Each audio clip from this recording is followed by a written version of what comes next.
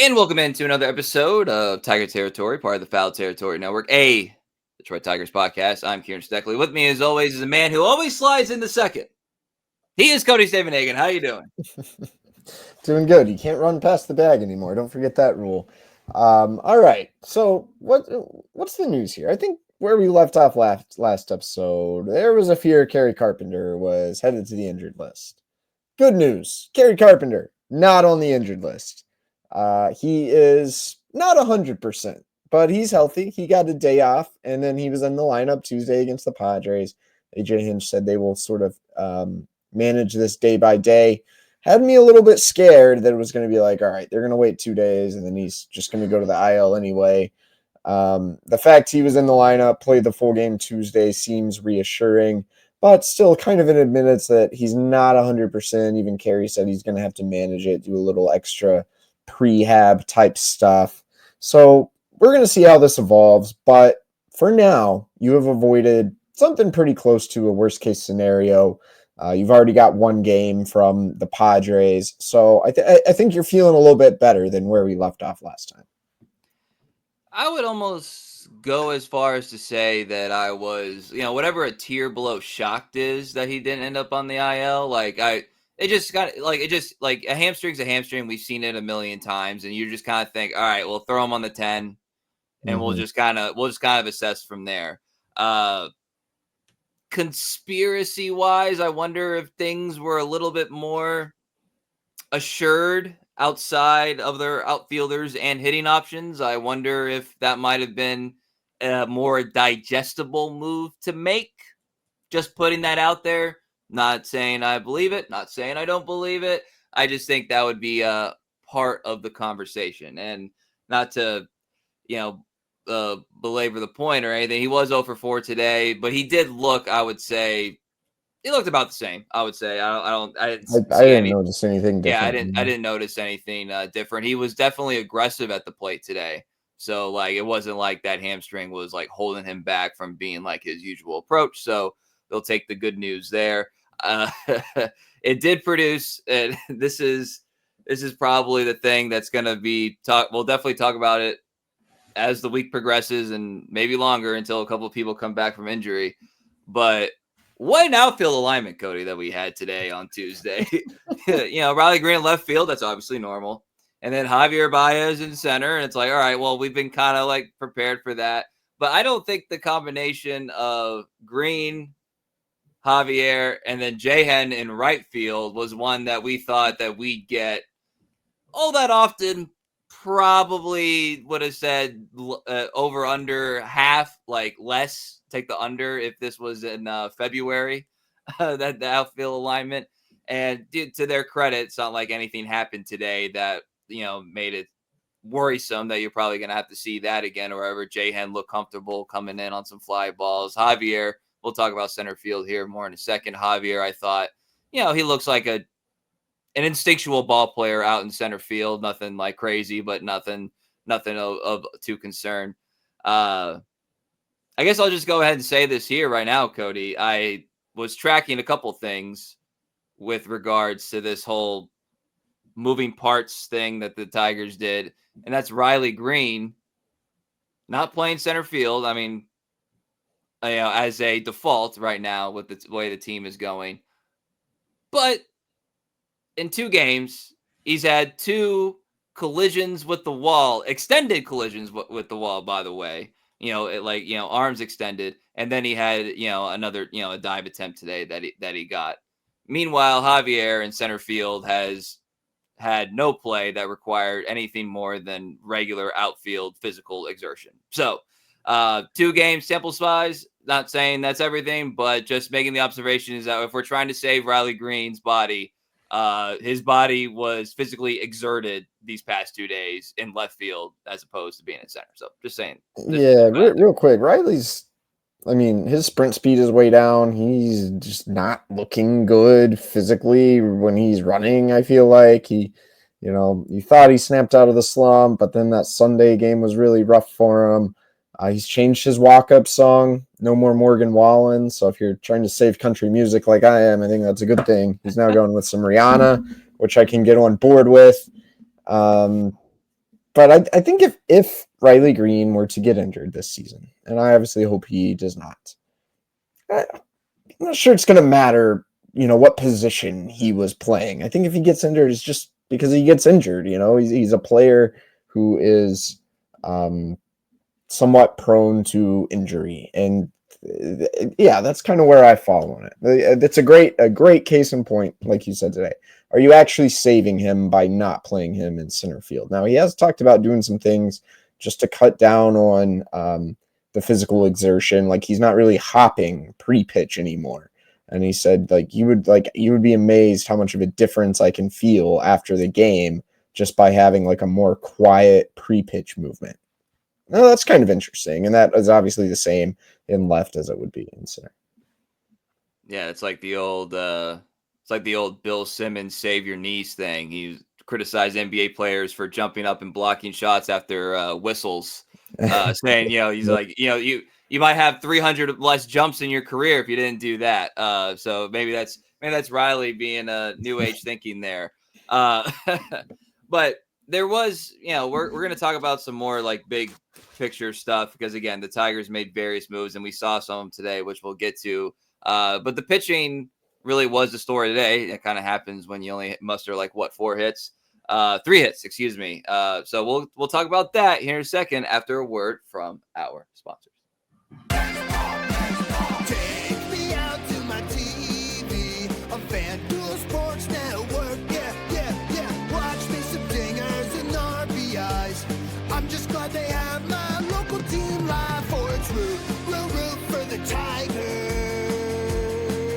on FanDuel Sports Network. Tigers games, announcers, and more Tigers games. Did I mention they have the Tigers? Stream now. All right, coming back here. You know who was a lot of fun to watch today, Cody, was one Jack Flaherty. Jack Flaherty gets the loss, and we know wins and losses are the most important pitcher stat. So he gets the loss today, but he did have 6 innings of work, 5 hits, gave up the 2 runs on the home run there, and 9 Ks. 9 Ks, tied his career high on whiffs on the curveball. There were times, Cody, and I can't remember if I've said this. I know I've said it to you, but I can't remember I've said it while we're recording. There are times this season, Cody, where I thought Flaherty, like a different way of saying his like velocity was down, was I just felt like none of his pitches that can play up were playing up. And I want to point that out because no one else points it out. They always point out when pitches play up, not when they play down. So it looked like his pitches were playing down there for a couple starts. That wasn't the case today. Everything was up. Everything was playing up for Jack Flaherty, and it's a shame because he gives up the 2-run home run. Tough play to get the runner on base before that, and then also, I don't know, that's a pitch that you want it more down, but you can't say like I regret what happened there. It just kind of got golfed into the left field stand. So I mean, as good I think as we've seen Jack Flaherty this year, all in all, I think. Yeah, 100%. I think it's really a reminder of how lethal the knuckle curve can be when that pitch is at its best. It's probably one of the better curveballs in all of baseball. Yeah, the fastball was both playing up and literally I think he was using it up in the zone more often. It had a really good ride on it today. It felt like.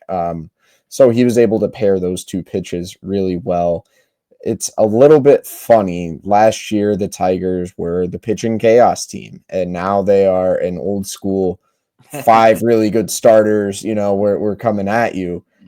So it is a different methodology, but still really good pitching all the way around.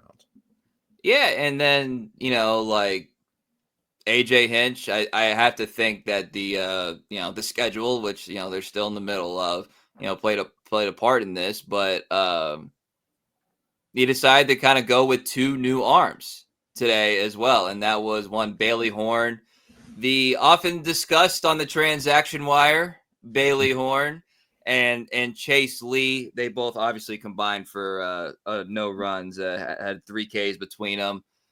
Bailey comes in. We talk about hitters and their averages, whatever, not mattering in AAA. I think we've officially reached the point of ERAs for pitchers in Toledo not mattering because what does Bailey have, like a 6.58 or whatever? And he came in and he was dialed in. He was dialed in. He had a K, he allowed a hit, or excuse me, he had 2 Ks, he allowed a hit. And the action on like his pitching action, I would say, and the ball action as well. But he's a very downhill, violent thrower from the left-hand side. And AJ was not afraid. He definitely wasn't using him as a lefty specialist. He's a guy that doesn't have a lot of major league innings, but AJ kind of threw him out there. And I was impressed with him. I was. I see why they kept trying to bring him back. The Tigers work some witchcraft on these pitchers. Like what? Like Bailey Horn, really? I know the guys at Tigers minor league report had been kind of talking him up, and those guys do great work. But I'm gonna be honest, I was kind of like, really? Okay, sure. And then he gets out there, and it's like, what? Who is what? I see not only why the Tigers like him, but have they already just completely optimized him? The strike zone is important for Horn. That was AJ Hinch's big thing. The stuff is really good, but the walk rates in AAA were really high. Walk rates in AAA tend to be higher than they are in the majors. Maybe that's a consequence of the ABS. I don't know. We can talk about that next year when the ABS comes to the big leagues. I don't know. His command was pretty good for 1+ inning there on Tuesday night. The stuff was electric. So that was his Tigers debut. Bailey has a little bit of prior experience with the Red Sox. He was followed by the major league debut of one Chase Lee, kind of a favorite of mine just from a personal perspective. Wrote about him in spring training, his pretty incredible story from trying to walk onto the Alabama baseball team, not making it, teaching himself how to throw sidearm, playing on the club baseball team, going back to the walk-on tryout the next year, making it, then becoming like a power SEC reliever.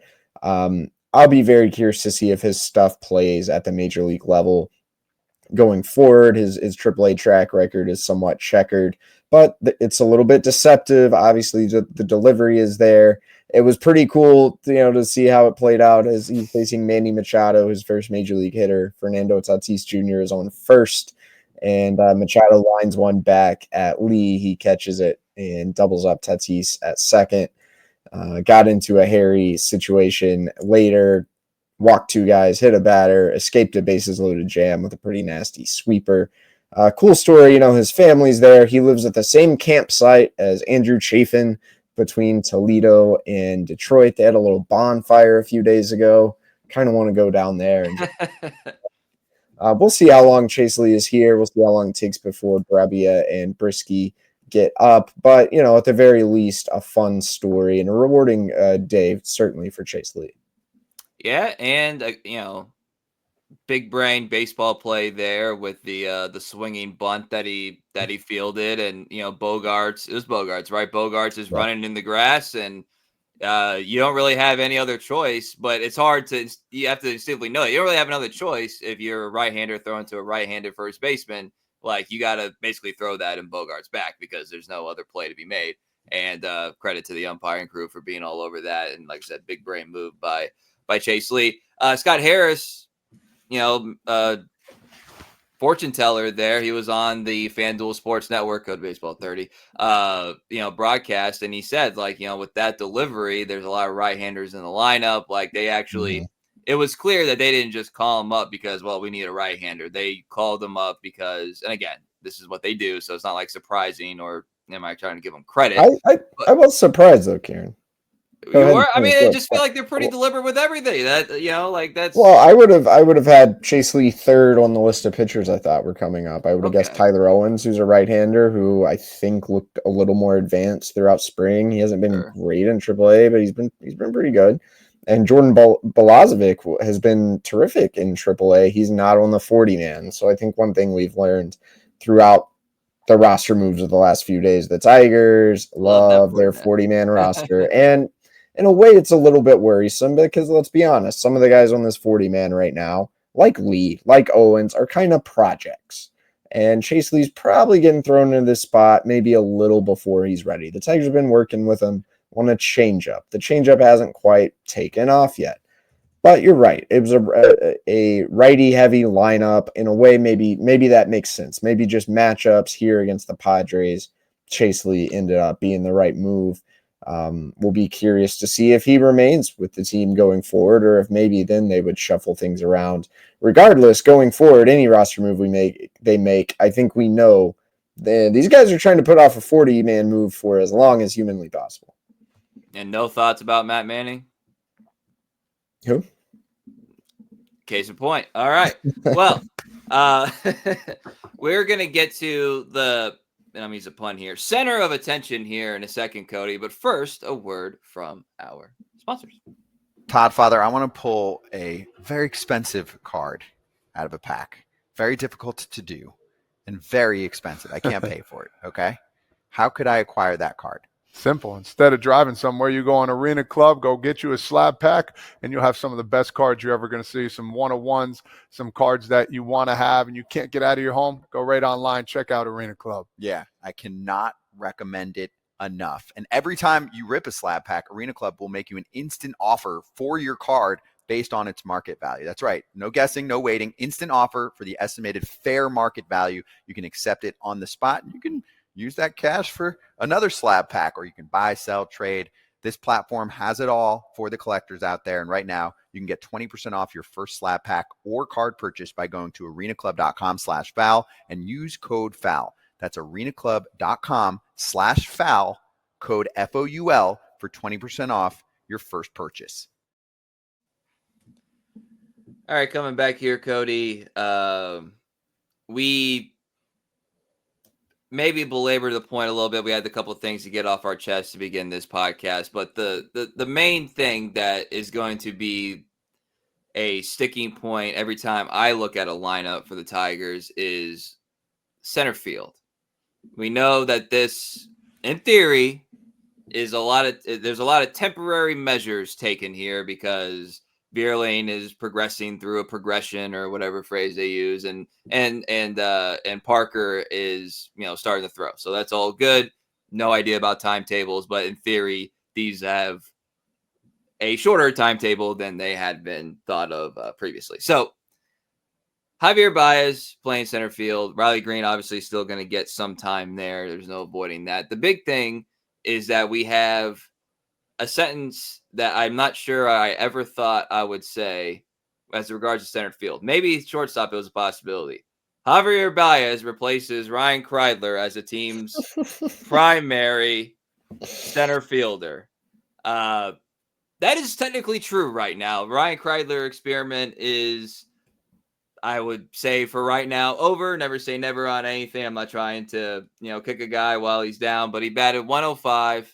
I was looking at his baseball savant page, Cody, which, by the way, if you're on my iPad and you Google Ryan Kreidler baseball savant,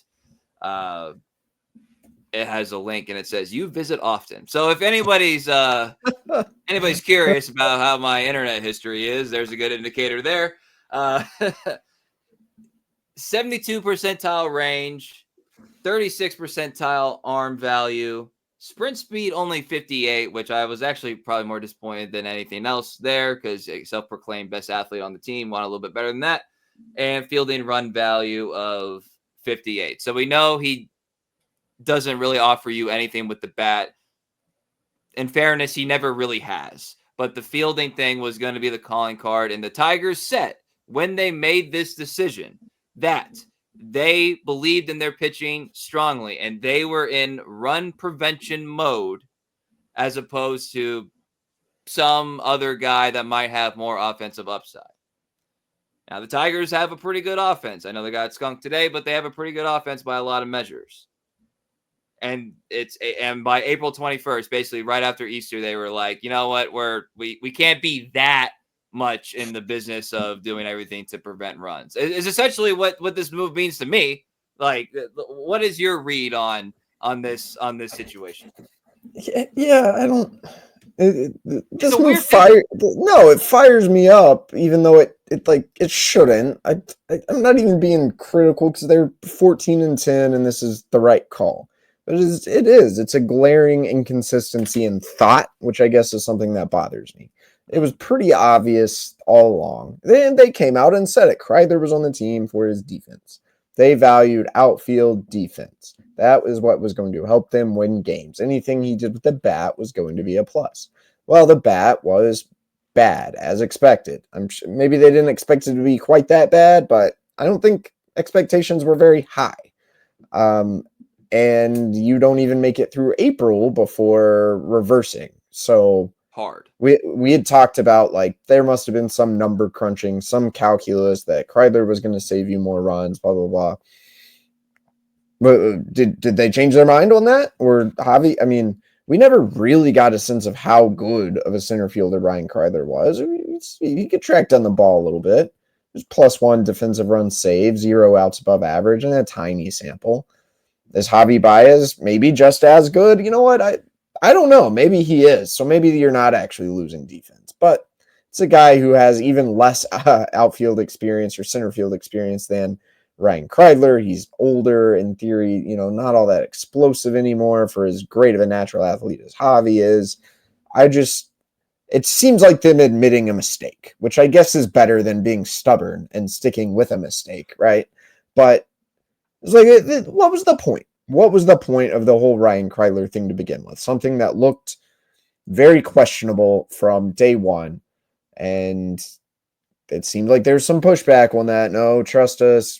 We value his defense. You make it through the month. So, like, you didn't have Jahan on there. I know Jahan's not actually hitting all that well right now, but was that worth it? Or did you just kind of waste? Yeah, I don't the way I would phrase it is I don't see a plan fulfilled by this sequence of events in a short time frame, if that makes sense, where it's like you could still there's not like a glaring,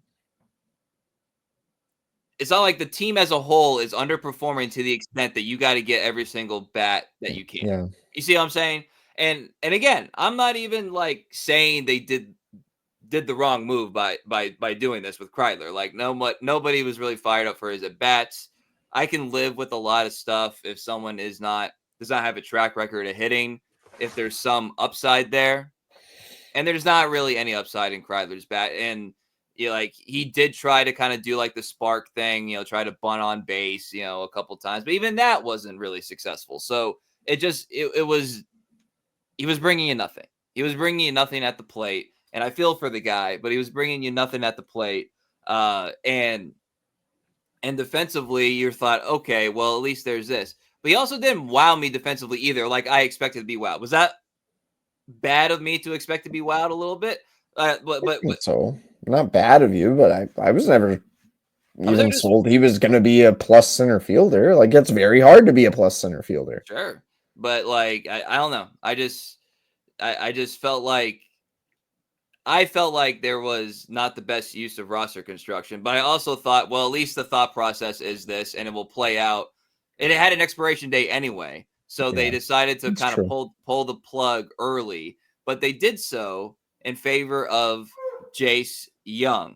Jace Jung, who is our FanDuel player spotlight, brought to you by FanDuel Sports Network. Use code BASEBALL30 for an extended free trial. So the whole Jace Jung thing, Cody, he's 0 for 5 so far this season at the major league level.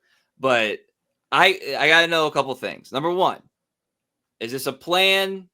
Is there a plan for him right now? Because I don't want him to be the guy that gets jerked between Toledo and Detroit, because I think he's talented enough that given a run, I just want to see what it's like given a run, basically. Number two, defense. Obviously, he's at third base, so you swap the center fielder for third baseman. But I get told all the time that he is terrible in the field, and he makes, I would say, above average plays without me trying to proclaim he's going to be a Gold Glove or anything. But he made some tough plays already in Detroit this season. And if you want to go by Toledo numbers, which I know I said were a waste, he was 409 on base. He did improve his walk and strikeout ratio, 20 walks, 22 strikeouts, 8 extra base hits for the Mud Hens. So like there's something there that I want to see. So again, what did I say earlier about Kreidler? Upside. There's obviously some semblance of upside in Jace Jung's bat. I don't know about defense, but I want to see it. But he is our player spotlight because as of now, you just like that. This run does kind of feel like an expiration date, and it's a combination of Vierling and Parker Meadows coming back probably for Jace Jung. But he is our FanDuel Sports Network player spotlight. Use code baseball30 for a 30-day extended free trial. That's FanDuelSportsNetwork.com/packages. Yeah, Kieran, I think somewhere Scott Harrison, AJ Hinch may have listened to the previous segment and been like, you don't get it. Because I do get it, I just didn't get to it all in one point. One of the things they did in pulling the plug on Kreidler is they swapped a right-handed bat for a left-handed bat. This team that we all thought was going to be too left-handed, well, minus Parker Meadows, suddenly they've almost been not left-handed enough. There have been a couple key late-game situations where AJ Hinch had no left-handed bat to turn to on the bench. So maybe you think, Javi's playing a little better, and maybe he's going to be all right in center. Maybe it's worth not just having a hitter, but a left-handed hitter to insert in the lineup. I think that is a big reason Jace gets the call here. There were some things to like about what he did in Toledo. You mentioned the on-base numbers. The average exit velocity was up, I think, 91.5 miles an hour. That's really encouraging. There was also some things not to like. I think he was hitless in like 7 of 8 games before he got called up. So it wasn't that much of a vote of faith in what he was currently doing, even though some of the underlying things were okay. It was kind of like, all right, we got to get Kreidler out of here, and maybe we just got to have a left-handed hitter. I'm really hopeful for Jace Jung. That doesn't necessarily mean optimistic. It just means like I would like to see Jace Jung succeed because I like his style. I like how hard he plays. I like that he's gone back to wearing the eye black like he talked about. Third base, I've always seen him as more sure-handed than he gets credit for. Like, I don't think he bobbles the ball really like often. I haven't seen it. I don't think he moves that well though, so I think he's going to get dinged on the range. And he hasn't been hurt by it. He made a great strong throw Monday night, but like I've never seen anyone kind of crow hop across the infield like Jace Jung does, and I think that is going to be a little bit of a problem, especially at major league speed. And in the bat, we all know there's hitting upside. Like we know it. We've heard it for years.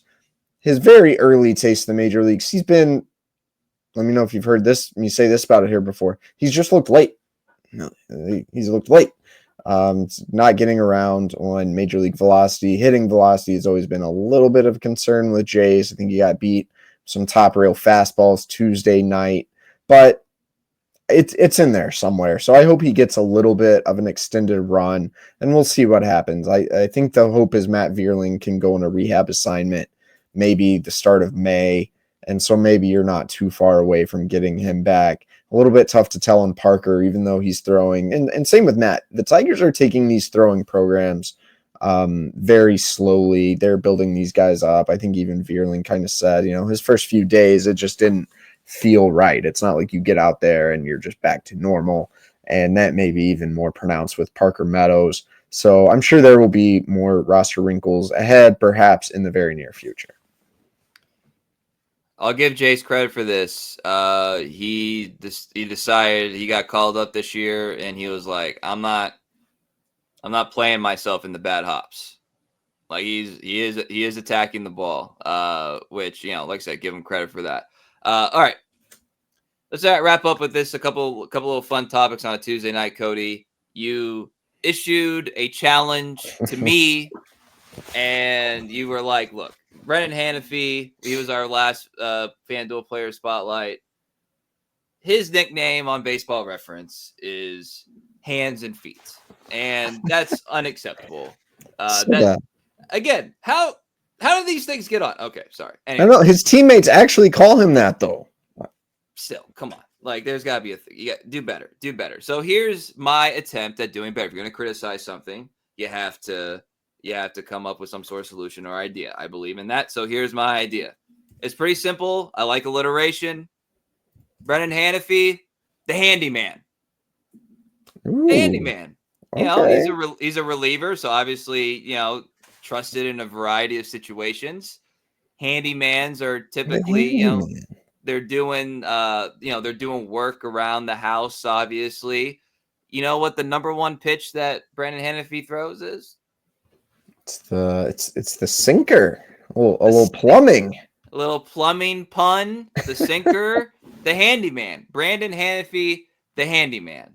Brenan Hanifee, the handyman. I love this. You have blown away my expectations. That is so much better than hands and feet. If his teammates do not start calling him the handyman, they're doing it wrong. I will try to help you spread the gospel of this nickname because that's really good. And also, like, if there was an actual, like, it could actually be a company, like, Hanifee the handyman. Like, I could see that on a work van, to be honest. Like, yeah. Well, hopefully he's pitching in the major leagues for. Well, not him. I'm just saying, like, it actually would be like a business name that I think would work. Okay, and then I'm glad I got your approval on that, Cody. And then lastly, we haven't talked about this. We don't have to talk about it long. There's no home run celebration that the Tigers are doing. And I have a theory as to why there is none right now. Ball players tend to be superstitious, right?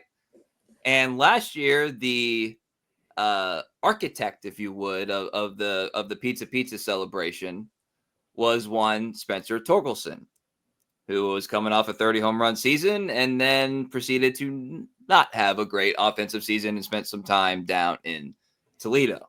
So my theory is that being the person who comes up with the celebration is cursed in the team's minds. So nobody, and I'm bet you Torque is definitely not trying to think of ideas, is nobody wants to be the person to come up with the home run celebration idea because it potentially could be looked at as cursed. So that's Kieran, we were told Jake Rogers was working on coming up with the home run celebration. Jake Rogers on the injured list. Yeah, it may be cursed, but he also never came up with an idea. So I don't know what's going on there, but I think you're onto something. It was supposed to be Jake's responsibility. Jake then pulled an oblique. Maybe you just need to not have a home run celebration. And the boys are hitting the ball pretty well for the most part. Yeah, maybe they just don't need it. Probably just gonna wait until they get a cold spell. That's probably what my prediction would be.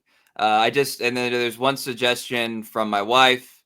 The celebration just can't be putting on Paz's head. That's a little sacrilege. That would be dumb. She does not like the fact that the Red Sox are doing it with Wally. So she does not want Paz's head removed and then put on a player and then taken off. So that's off the table. All right, Jake. Off the table. In honor of Lee Corso? Come on. Well, let him do. No one's doing it on ESPN after he's done anyway. So maybe the whole idea should be scrapped, just in general, in honor of Corso.